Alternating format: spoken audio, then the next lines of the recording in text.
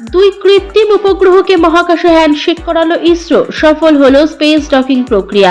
বৃহস্পতিবার সকালে এই সাফল্যের কথা সমাজ মাধ্যমে জানিয়েছে ভারতের মহাকাশ গবেষণা সংস্থা। বিশ্বের চতুর্থ দেশ হিসেবে স্পেস ডকিং প্রক্রিয়ায় সাফল্য পেল ভারত। এই সাফল্যের পর প্রধানমন্ত্রী নরেন্দ্র মোদী ইসরোকে অভিনন্দন জানিয়েছেন। এর আগে গত রবিবার স্পেস ডকিং এর চেষ্টা করেছিলেন ইসরোর মহাকাশ বিজ্ঞানীরা।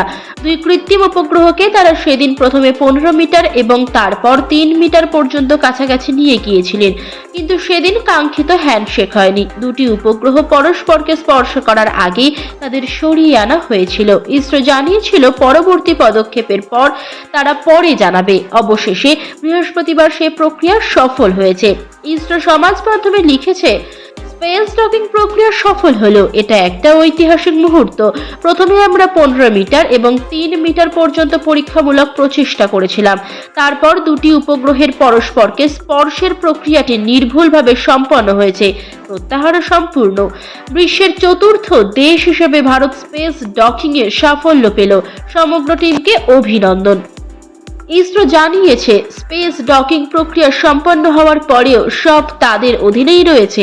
দুটি উপগ্রহে তাদের পূর্ণ নিয়ন্ত্রণ রয়েছে। আগামী কয়েকদিনের মধ্যে আনডকিং প্রক্রিয়াও সম্পন্ন করা হবে। ইসরোর সাফল্যে প্রধানমন্ত্রী লিখেছেন, ইসরোয় আমাদের বিজ্ঞানীদের অভিনন্দন। স্যাটেলাইটগুলির স্পেস ডকিং সফল হয়েছে। আগামী দিনে মহাকাশ বিজ্ঞানে ভারতের লক্ষ্য পূরণের পথে এটি গুরুত্বপূর্ণ একটি মাইল ফলক।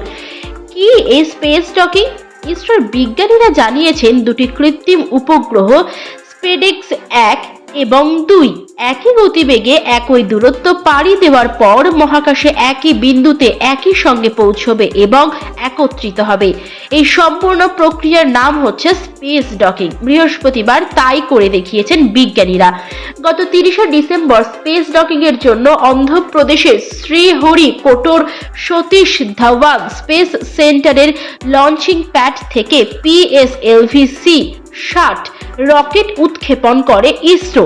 ওই রকেটের প্রধান পেলোড হিসেবেই পাঠানো হয়েছিল স্পেডেক্স 1 এবং 2-কে। এছাড়া 24টি সেকেন্ডারি পেলোডও পাঠানো হয়েছিল।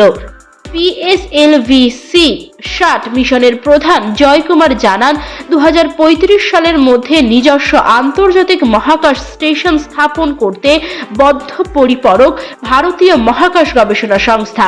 সেই লক্ষ্য পূরণের পথে গুরুত্বপূর্ণ পদক্ষেপ স্পেস ডকিং।